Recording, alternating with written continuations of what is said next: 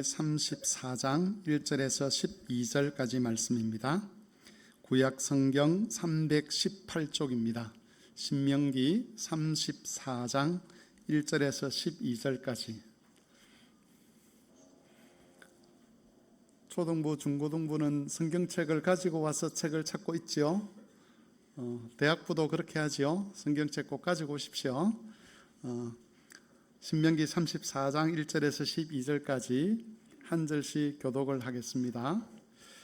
모세가 모압 평지에서 느보산에 올라가 여리고 맞은편 비스가 산 꼭대기에 이르매 여호와께서 길르앗 온 땅을 단까지 보이시고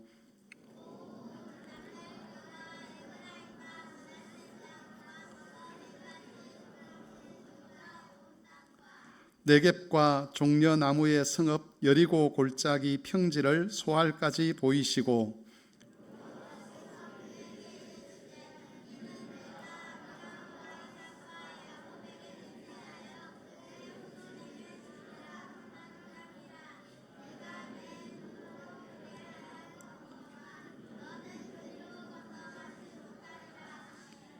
이에 여호와의 종 모세가 여호와의 말씀대로 모압 땅에서 죽어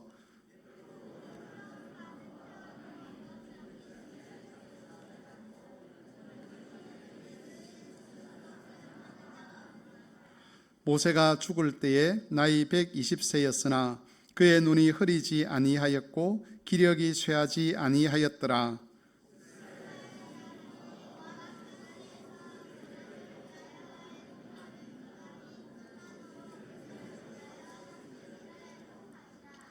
모세가 눈의 아들 여호수아에게 안수하였으므로 그에게 지혜의 영이 충만하니 이스라엘 자손이 여호와께서 모세에게 명령하신 대로 여호수아의 말에 순종하였더라.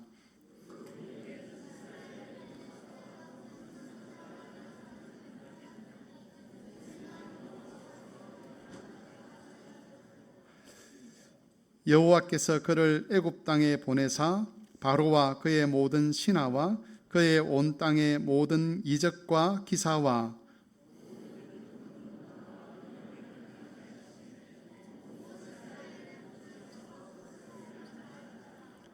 아멘. 너는 시냇가에 심은 나무라 찬송하겠습니다.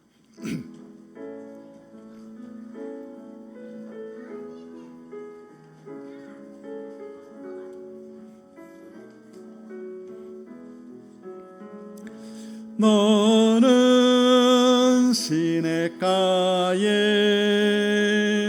심은 나무라 하나님의 사랑 안에 믿음 뿌리 내리고 주의 뜻대로 항상 살리라. 네, 오늘은 신명기 34장 말씀으로 킹덤 스토리 제29가에 대해서 살펴보도록 하겠습니다. 모세 오경의 저자는 모세입니다. 그래서 창세기, 출애굽기, 레위기, 민수기, 신명기 이 5권의 책을 모세 오경 또는 율법서라고 그렇게 이야기를 하고 이것을 모세가 기록했다는 데에서 우리 개신교에서는 거의 동의를 하고 있습니다. 그런데 오늘 읽은 본문 내용을 보면 이 글은 모세가 기록한 것이 아닌 것 같다 이런 생각이 드시죠. 왜냐하면 죽은 사람이 자기가 죽는 것에 대해서 기록을 할 수 없는 것이고 그리고 죽은 다음의 이야기를 죽은 사람이 기록할 수 없기 때문에 그렇습니다. 그래서 성경이 하나님의 말씀이라는 것을 믿지 않는 사람들 중에서는 이것을 빌미로 해서 봐라, 모세가 기록했다고 하는 모세 오경이 결국 모세가 기록하지 않은 내용도 포함되지 않느냐, 그런 거 보면 이 성경은 하나님 말씀이 아니다 그렇게 주장을 하는 사람들이 있는데 우리 개신교에서 모세 오경을 모세가 기록했다라고 해서 이 전체를 모세만 기록했다 이렇게 생각하지는 않습니다. 신명기를 읽어가다 보면 이건 모세가 기록한 것이 아닐 수 있겠다라고 하는 그런 내용이 한두 가지가 나옵니다. 그런 것들은 모세가 아닌 다른 사람이 거기에 추가를 한 것이지요. 그래서 모세가 주로 기록했지만 모세만 이 성경의 인간 저자다라고 하는 것은 우리 개신교가 또 개혁주의나 장로교가 가지고 있는 입장은 아니라는 겁니다. 우리는 하나님께서 주로 모세를 통해서 기록하게 하긴 하셨지만 여기에 인간의 다른 저자가 자신의 모세의 기록에 몇 가지를 추가했을 수도 있다라고 그렇게 생각을 하고 있습니다. 중요한 것은 이걸 모세가 기록했느냐, 또 모세만 기록했느냐, 아니면 누가 추가를 했느냐, 이게 중요한 것이 아니라 이 말씀을 고대로부터 하나님께서 이스라엘 백성들에게 또 우리에게 하나님 말씀으로, 계시의 말씀으로 주셨다는 것을 인정하는 것이 중요한 겁니다. 그래서 혹 어떤 사람이 이 신명기 34장에 있는 내용을 가지고 봐라, 모세가 기록하지 않은 것을 가지고 모세가 기록했다고 우기는 걸 보니까 성경에 대한 기독교의 가르침은 거짓말이다라고 그렇게 이야기하는 사람이 있으면 거기에 대해서 대응을 하시기를 바랍니다. 아니야, 우리도 모세가 다 기록했다고 그렇게 주장하지는 않아. 아마 신명기 34장 정도는 모세가 죽은 이후에 다른 사람이 기록했을 수도 있다라고 우리는 보고 있어라고 그렇게 대응을 하면 되는 것이지요. 그럼에도 불구하고 이 성경 전체를 하나님께서 주관하시고 하나님께서 이것을 계시의 말씀으로 우리에게 주신 것이다라고 그렇게 이야기를 할 필요가 있습니다. 오늘 내용에 보시면 이제 모세가 마지막으로 하나님 앞에서 사역을 감당하고 그가 죽음에 이르는 내용이 기록되어 있습니다. 모세는 이스라엘의 가장 위대한 지도자였습니다. 이스라엘 역사에서 모세보다 더 위대한 지도자가 없는데 가나안 땅을 앞두고 가나안 땅에 들어가지 못하고 느보산에서 죽음을 당한 하나님으로부터 하나님의 뜻에 의해서 죽게 되는 것이죠. 우리는 이런 질문들을 많이 합니다. 왜 모세는 가나안 땅에 들어가지 못했는가? 여전히 모세가 죽은 이후에도 하나님께서 모세를 위대한 하나님의 선지자로, 위대한 일꾼으로 그렇게 인정을 하시고 예수님도 모세를 하나님의 일꾼으로 인정을 하시는데 왜 모세는 가나안 땅에 들어가지 못했는가 하는 그런 질문들을 하는데 오늘 말씀 중에 그런 힌트가 되는 내용이 있습니다. 모세가 하나님 나라 가나안 땅에 들어가지 못한 것은 머리바 물 사건 때문입니다. 머리바 물 사건은 이스라엘 백성들이 애굽에서 나온 지 한 39년쯤 되었을 때 모압 땅의 가데스 바네아 근처에서 일어났던 한 사건입니다. 모압 땅 근처에서 일어난 사건인데 39년쯤 되었기 때문에 출애굽 1세대들은 다 거의 대부분 다 죽었었고 이제 출애굽 2세대들이 주류를 이루던 그때였습니다. 우리가 출애굽 이스라엘 백성이 애굽에서 나올 때의 모습을 보면 그 애굽에서 나온 이스라엘 백성들이 얼마나 하나님을 불신했고 또 얼마나 믿음이 없었고 하나님께 대해서 얼마나 대적했던가 하는 기록들을 가지고 있습니다. 그래서 출애굽 1세대가 언약에 신실하지 않았다라고 그렇게 평가를 합니다. 그 언약에 신실하지 않은 것이 가데스 바네아에서 완전히 폭로가 됩니다.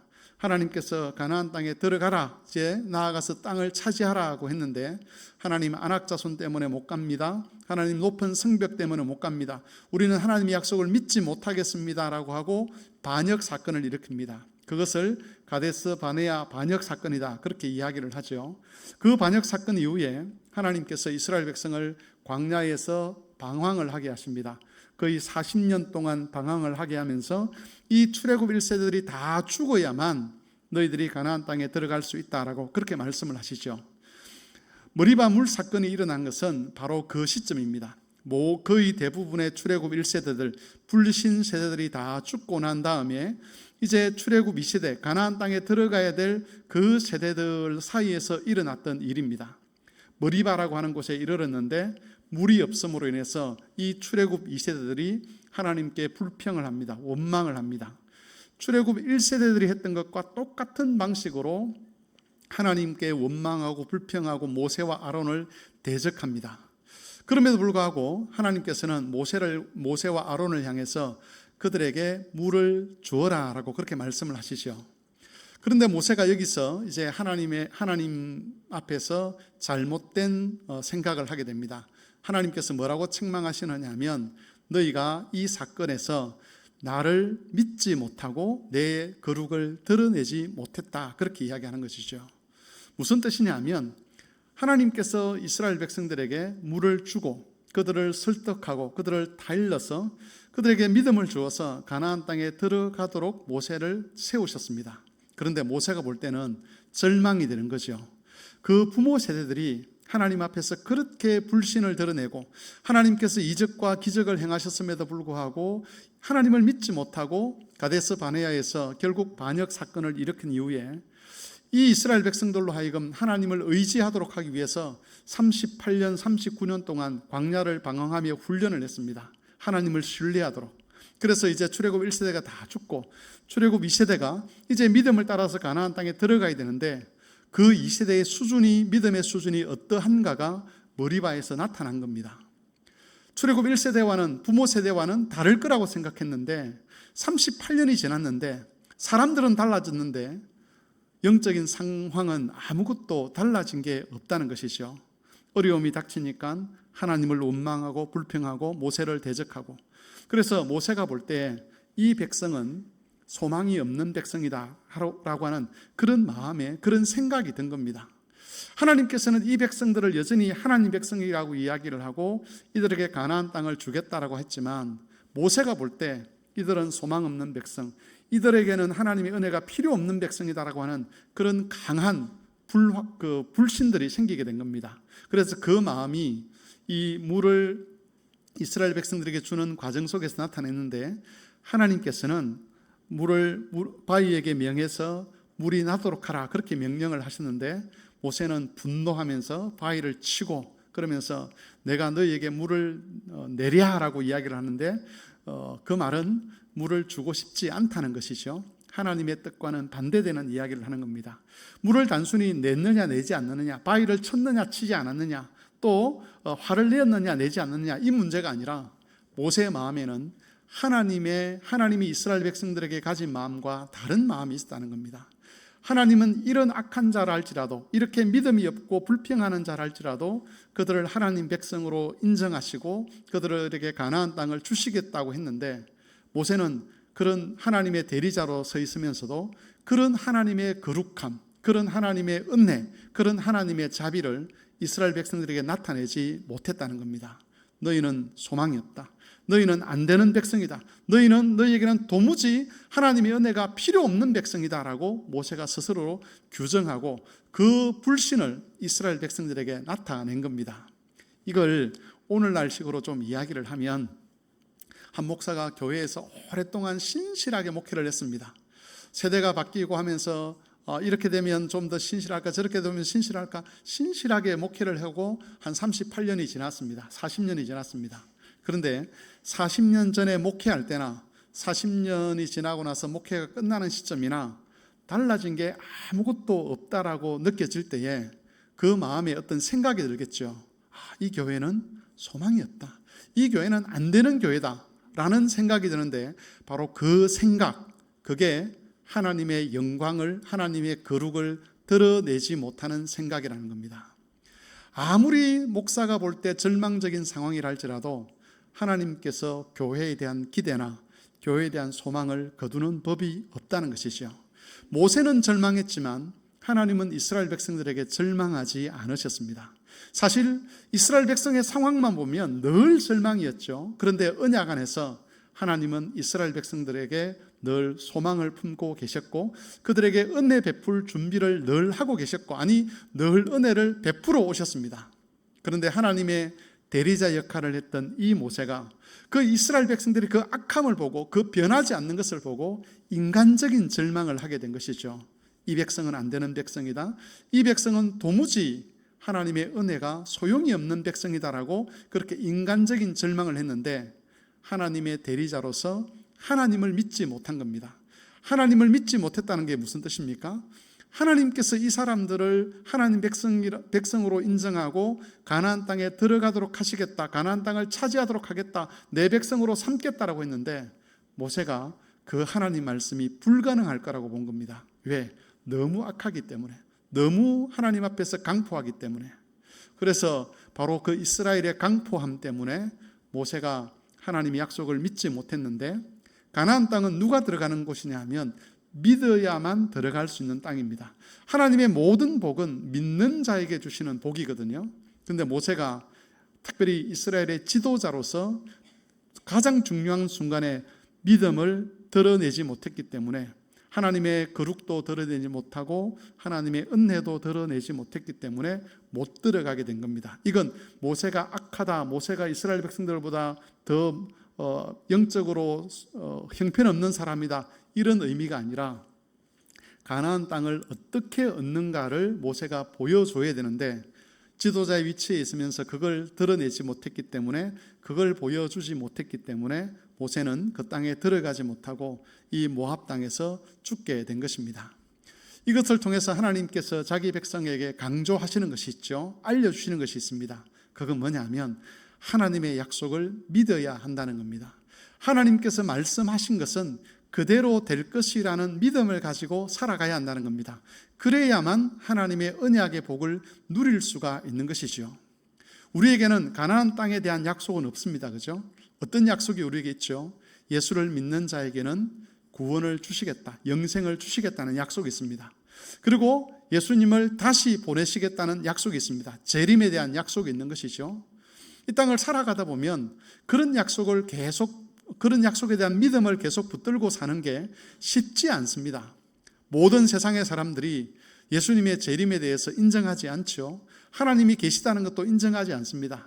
그런 시대에 예수님이 다시 오실 것이다, 예수님께서 다시 오셔서 우리를 부활하게 하실 것이다, 이 믿음을 지킨다는 게 쉽지 않다는 겁니다. 특별히 그 믿음에 근거해서 살아가는 것은 더더욱 어렵습니다. 만일 예수님이 다시 오실 때에 하나님께서 우리를 영화롭게 하실 것이다 라는 그 약속의 말씀을 진짜 믿는다면 우리 삶에서 많은 것들이 달라지게 될 것입니다. 그때에 가장 큰 영광을 입게 될 것이라는 걸 안다면 우리 모든 삶의 지향점이 어디로 향해야 되느냐 하면 예수님의 재림에 딱 초점이 맞추어져 가지고 그렇게 살아가야 되는데, 우리 의식 속에 어떤 생각이 있느냐 하면 자기도 모르는 사이에 이렇게 사는 게 손해보는 게 아닐까라는 생각이 든다는 겁니다. 그건 무슨 말이냐면, 하나님이 비록 예수님을 보내시겠다고 약속하셨지만 예수님의 재림이 혹 일어나지 않을 수도 있지 않을까라는 그런 생각들이 자기도 모르는 사이에 자기 머리와 자기의 마음과 자기의 삶을 지배를 한다는 것이죠. 그래서 말은 나는 예수님의 재림을 믿습니다라고 그렇게 말을 하지만 실제 우리의 전 인격, 우리의 삶에는 그 믿음을 따라 사는 것이 아니라 그 믿음이 잘못되었을 때, 그 믿음이 사실이 아닌 것으로 드러났을 때에 어떻게 할 것인가를 다 자기 계산을 하고 살아가는 경우들이 많다는 것이죠. 그런데 우리가 알아야 할 것은, 여러분, 하나님의 모든 은혜는 믿음을 통해서만 얻을 수 있습니다. 지금 이 시대에 다른 사람들이 하나님의 역사가 없다, 하나님 역사가 보이지 않는다 그렇게 말을 하지만, 그러나 여러분, 믿음의 사람들은 여전히 하나님의 역사를 체험하며 살아갑니다. 하나님께 기도해도 기도에 응답이 없다 그렇게 말하는 사람들이 많을 수 있지만, 믿음을 따라 기도하는 사람들은 하나님의 응답을 체험하며 살아갑니다. 그러므로 우리가 돌아봐야 할 것은, 진짜 내게 믿음이 있는가? 하나님이 약속하신 그 은혜를 그대로 받아들일 수 있는 믿음이 나에게 있는가 하는 것들을 생각해 봐야 될 것이고, 우리에게 불신을 일으키는 그 모든 마음들과 싸워가는 것이 필요하다는 겁니다. 이것이 모세의 죽음을 통해서 하나님께서 우리에게 알리시는 겁니다. 두 번째로 하나님의 신실하심에 대해서 생각해 보겠습니다. 모세가 이제 가나안 땅에 들어가지 못하면 하나님께서 그냥 모세를 버려두셔도 되는데, 모세를 데리고 하나님께서 어디로 올라가시느냐 하면 느보산에 올라가서 비스가 산 꼭대기에 이르도록 하십니다. 그리고 거기서 이스라엘 가나안 땅 전체를 보게 하십니다. 3장 1절에 보시면 길앗 온 땅을 단까지 보이셨다 이렇게 되어 있습니다. 그리고 3장 2절에 보면 하나님께서 가나안 땅 서해까지 보이셨다라고 되어 있는데, 이 서해라고 하는 것은 지중해를 가리킵니다.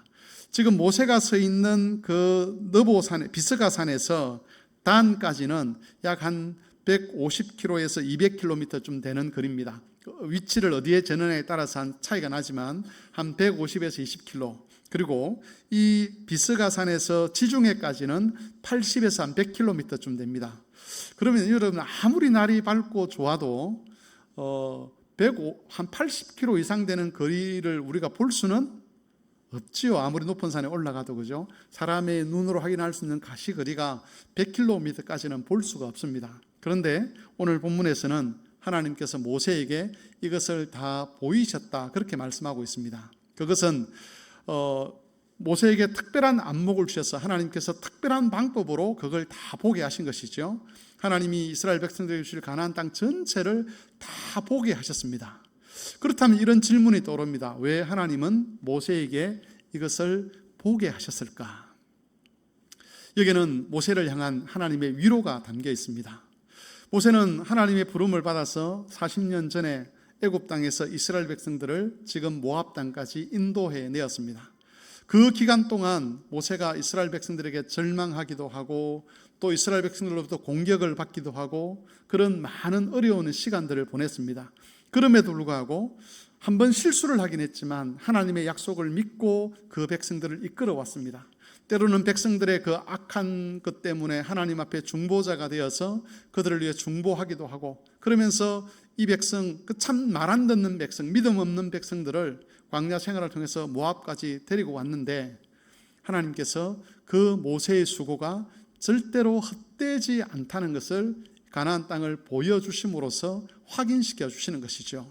너는 비록 들어가지 못하지만 네가 절망했던 그 백성들, 네가 과연 저들에게 믿음이 있을까라고 고민했던 그 백성들을 내가 이끌고 들어가서 그들에게 약속한 그 땅을 차지하도록 하겠다라고 하나님께서 모세에게 확인시켜 주시는 것입니다. 모세가 신실하게 역사했지만 사실 그것이 모세의 신실함 때문이 아니라 하나님께서 이스라엘을 버리지 아니하시고 이스라엘을 사랑하시고 그 이스라엘을 향한 하나님의 약속을 끝까지 책임지시겠다는 것을 모세에게 알려주는 겁니다. 무리바에서 모세가 본 이스라엘은 영적으로 정말 소망이 없는 그런 민족이었습니다. 부모 세대가 저질렀던 죄악이 그 후세대에게 그대로 반복이 되었다는 것은 하나님 백성으로서의 모든 자격을 그들이 상실했음을 의미합니다. 하지만 하나님은 그런 이스라엘을 포기하지 아니하시고 끝까지 언약 안에서 그들에게 긍휼을 나타내셨습니다. 그리고 마침내 그들로 하여금 가나안 땅을 차지하게 하신 것입니다. 하나님의 일꾼으로서 모세가 일했던 그 긴 세월, 그게 절대로 헛되지 않았다는 것을 알 수 있는 것이죠. 오늘날 교회 안에는 이러저러한 일꾼들이 있습니다. 목사도 있고 장로도 있고 집사와 권사라는 공식적인 직분도 있지만 그런 직분과 관련 없이 다른 사람 눈에 보이지 않는 곳에서 하나님이 주신 소명을 따라 신실하게 일하시는 그런 일꾼들이 있습니다. 만일 겉으로 보이는 것만 가지고 교회를 운영하려고 한다 그러면 아마 교회는 여러 면에서 어려움이 많았을 겁니다. 보이지 않는 곳에서 인내하고 참고 기다리고 그리고 기도하고 하는 이런 모든 것들이 하나님께서 사용하신 방편들이 되고 그런 것들이 교회를 지켜가는 것이죠. 그런데 그렇게 교회를 위해서 일을 하다 보면 어느 순간인가 그런 생각이 들 때도 있지 않습니까? 이게 다 무슨 소용이겠는가? 내가 이렇게 보이지 않는 곳에서 때는 보이는 곳에서 내가 이렇게 애를 쓴들 과연 교회가 달라질 수 있을 것인가? 제가 성막교회 담임으로 남겠다라고 결정했을 때 제 주위에 있는 많은 사람들이 말렸습니다. 그 말렸던 이유 중에 하나는 뭐냐면 저는 사실 우리 이런 전통적인 교회에서 목회할 마음이 없었고 개혁교회라 그래가지고 조금 이 고대 교회와 또 종교개혁 시대의 어떤 전통을 이어받은 그런 목회를 하려고 마음을 먹고 있었고 준비를 했었는데 이 전통적인 교회에 가서 네가 목회를 잘할 수 있겠느냐 뭐 이런 이야기겠죠. 그러면서 그분들이 저한테 던졌던 제 마음에 참 안타까운 말이 하나 있었습니다. 그게 뭐냐면 기존 교회는 절대로 바뀌지 않아. 기존 교회는 이미 절망적인 교회야 라는 그런 말들이었습니다. 제 마음에 그게 참 아픔으로 남았습니다. 왜 교회를 향하여 변하지 않을 거라고 생각하고, 하나님 말씀을 전해도 교회는 안 변해, 하나님 말씀이 있어도 교회는 절대로 하나님 말씀대로 하지 않아, 전통적인 교회는 그럴 거야 라고 그런 말들을 하는가에 대한 그 아픔이 있었습니다. 어쩌면 사람들이 보기에 그럴지도 모르겠습니다. 사실 우리 인간이, 죄인이 하나님의 은혜를 입었다고 해서 쉽게 바뀌는 것은 아니지 않습니까? 저를 보더라도 10년 전에 저와 10년 후에 저의 모습을 보면 그렇게 달라졌다 이렇게 말할 만한 것이 별로 없습니다. 우리 인간이라는 존재가 원래 그런 존재입니다. 그런 인간들이 모였기 때문에 어쩌면 인간적으로 보면 교회가 소망이 없을 수 있죠. 여기에 오랫동안 교회를 위해서 헌신하고 봉사한 분들이 계십니다. 이미 은퇴하신 우리 장로님, 권사님, 집사님들, 기도하셨던 분들이 계시는데, 그렇게 열심히 기도했는데 교회가 지금 와서 보니까 별로 달라진 게 없다, 그렇게 생각이 드실 수도 있지 않겠습니까? 하지만 오늘 하나님께서 모세에게 가나안 땅을 보여주시면서 어떻게 위로하시는지를 한번 생각해 보았으면 좋겠습니다. 교회를 위한 헌신, 교회를 위한 봉사, 절대로 헛되지 않다는 것을 하나님께서 강조하시는 것이죠. 왜? 하나님께서 그 긴 세월 동안 그 헌신과 수고와 봉사를 통해서 이스라엘 백성을 지켜오셨던 그 하나님께서 동일하게 그 백성을 인도하셔서 마침내 하나님이 약속하신 것을 이루실 것이기 때문에 그렇습니다. 혹 여러분 보시기에 우리 성막교회가, 그리고 이 한국교회가 정말 소망 없는 교회처럼 보일지도 모르겠습니다. 내가 젊었을 때 그렇게 헌신했는데 지나고 보니까 다 헛거야, 아무 소용이 없어, 내가 수고하고 헌신한 그 흔적도 다 없는 것 같아 라고 그렇게 생각되실지 모르겠지만, 그러나 그렇게 수고하고 헌신했기 때문에 하나님께서 그 수고와 헌신을 통해서 지금 여기까지 오게 하셨고 지켜오셨고, 그리고 앞으로도 하나님께서는 이 교회를 향한 하나님의 언약이 이루어지도록 하실 것입니다.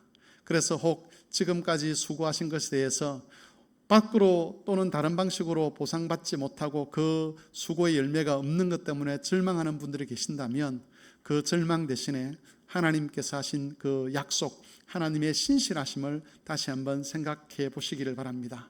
모세를 위로하셨던 하나님, 절대 너의 40년의 그 고통의 시간이 잘못된 것이 아니고 헛된 것이 아니라는 것을 가나안 땅을 보여주시고 네 백성이 여기에 들어갈 거야 라고 그렇게 말씀하시는 그 하나님의 위로, 그 위로가 우리를 향한 위로라는 것을 기억하실 수 있었으면 좋겠습니다. 마지막 세 번째로, 하나님은 새로운 지도자를 세우십니다. 하나님은 모세가 느보산에서 죽게 하시고 직접 그를 장사를 했습니다. 하나님이 장사를 하셨다라고 하면 이제 모세의 무덤이 어디 있는지 이제 아무도 알지 못하는 것이죠. 아무도 모세가 어디서 어떻게 죽었는지를 정확하게 알지는 못합니다. 그런데 성경은 이렇게 이야기합니다. 그가 죽을 때 120세였고 그의 눈이 흐리지 않았고 그의 기력이 쇠하지 아니하였다. 이 말은 표현이 좀 그렇긴 한데 늙어서 죽었다 이 말이 아니라는 겁니다. 모세는 아직 육신으로 보면 죽을 만큼 몸의 기력이 쇠하지 아니하였다는 것을 의미합니다. 얼마든지 더 살 수 있다는 거죠. 그런데 죽었다는 겁니다. 하나님께서 모세의 생명을 가져가신 것이죠. 왜? 이스라엘 백성이 이제 가나안 땅에 들어가야 하기 때문에. 그래서 순서를 보면 모세가 죽었기 때문에 가나안 땅에 들어가는 게 아니라 가나안 땅에 들어가기 위해서 하나님께서 모세의 생명을 취하여 가신 것입니다. 여러분, 우리 생명에 대한 고백을 이렇게 할 수 있어야 합니다. 물론 우리가 나이가 많아서 기력이 쇠하여 죽을 수도 있습니다. 그리고 어떤 사고가 나서 죽을 수도 있습니다. 그런데 우리의 죽음은 그렇게 사람들이 생각하는 것처럼 그냥 하나님의 섭리 없이 자연스럽게 때가 되니까 죽는다, 그게 아니라 우리의 모든 생명의 나고 죽음은 하나님의 뜻에 의해서 이루어지는 것이라고 그렇게 우리가 고백할 수 있어야 합니다. 어쨌든 모세가 죽고 난 다음에 하나님은 그 다음에 여호수아에게 그 모세의 역할을 대신하게 하셨습니다. 그리고 여호수아에게 하나님께서 지혜의 영을 주셔서 여호수아로 하여금 모세의 일을 잘 감당할 수 있게 하셨는데, 모세가 죽었을 때 아마도 이스라엘 백성들은 많이 두려웠을 겁니다. 본인들이 반항하기도 하고 저항하기도 했지만 모세를 통해서 이적과 기적을 나타내셨는데, 그런 모세가 죽고 나면 더 이상 우리를 인도할 자가 없겠다. 그런 모세의 지도력은 더 이상 나타나지 않겠다. 그렇다면 우리는 어떻게 되는가라고 하는 이런 두려움이 있었을 것인데, 하지만 그동안 모세를 통해서 하나님이 이스라엘을 인도하셨지만 이스라엘을 인도한 것은 모세의 능력이 아니죠. 모세가 헌신한 건 맞지만 모세의 능력과 모세의 지혜로 이스라엘 백성이 애굽에서 가나안, 지금 모압 땅까지 나온 것은 아니었습니다. 모세를 사용하신 하나님의 능력이었고, 이제 그 하나님의 능력이 새로운 직분자인 여호수아를 통해서 이스라엘 백성들에게 베풀어지게 될 것입니다. 교회 안에서 직분자의 역할은 정말 중요합니다. 어떤 직분자인가에 따라서 교회의 평안과 또 교회가 누리는 은혜의 차이가 있을 수 있죠. 그래서 직분을 맡은 자들은 그게 항상 부담이 됩니다. 저도 지금 우리 마산 성막교회에서 담임 목사를 거의 11년째, 12년째 해가고 있는데, 그래서 늘 부담이 되죠. 이 자리에 나보다 더 능력 있는 사람이 오면 훨씬 더 성도들에게 좋은 말씀을 전할 수 있겠다, 이런 생각을 하고 있을 것이고, 아마 우리 장로님들도 나보다 더 안목이 뛰어나고 경건한 사람이 장로가 되면 훨씬 더 좋겠다, 이런 생각들을 하실 것이고, 집사님, 권사님들도 아마 동일한 그런 생각들을 하게 될 겁니다. 하나님 앞에 기도하면서 그렇게 서게 되면 우리의 연약함 때문에 죄송하고 성도들에게도 미안한 그런 마음들이 생기는 것이죠. 직분자는 중요합니다. 그런데 여러분, 직분자 역할이 중요한 것은 사실이지만 하나님 백성들에게 있어서 참 피난처와 안식이 되시는 분은 직분자가 아니고 하나님 여호와 당신이십니다. 그리고 하나님 백성들에게 자신의 능력을 나타내시고 자신의 은혜를 나타내시는 주체도 직분자가 아니라 하나님 여호와 그분이십니다. 하나님께서 자기 백성들에게 복을 주고자 하시면 사람이 연약할지라도 오히려 능력 있는 역사가 나타날 수 있는 것이고, 하나님께서 그 은혜를 거두어 가시면 아무리 능력 있는 자가 직분을 맡는다 할지라도 하나님의 은혜는 차단될 수밖에 없는 겁니다. 그러므로 우리는 인간 직분자에게 한계가 있다는 것을 인정을 하고 하나님을 의지하는 법들을 배워가야만 합니다. 교회 안에서 목사의 부족함이 드러나고 장로나 집사나 권사의 부족함들이 드러날 때 그 직분자를 향해서 원망하는 것이 아니라 그 직분자를 사용하시는, 그 직분자에게 능력을 주시는 하나님께 기도함으로써 하나님이 그 직분자를 새롭게 하시고 그 직분자를 능하게 하셔서 교회를 복되게 하실 수 있도록 그렇게 하나님께 기도를 해 가야만 하는 겁니다. 그래서 여러분, 직분자의 원형 되시는 그리스도와 아버지 하나님으로 말미암아서 교회에 대한 소망을 우리가 끝까지 붙들어 가야 될 것이고, 그럴 때에 주님께서 그러한 자의 인내, 그러한 자의 기도를 들으시고 교회를 늘 새롭게 하고 교회를 복되게 하실 수 있는 것이고, 그런 교회가 의의 공동체가 되어서 산 위에 있는 동네가 될 수 있는 것입니다. 이것들을 기억하셔서 늘 하나님께 은혜를 구하고, 하나님이 포기하지 않기 때문에 우리도 포기하지 아니하고, 하나님이 신실하기 때문에 우리도 신실해가는 그런 신앙생활을 해가는 모든 교우들이 되시기를 바랍니다. 찬송가 73장 함께 찬송하겠습니다.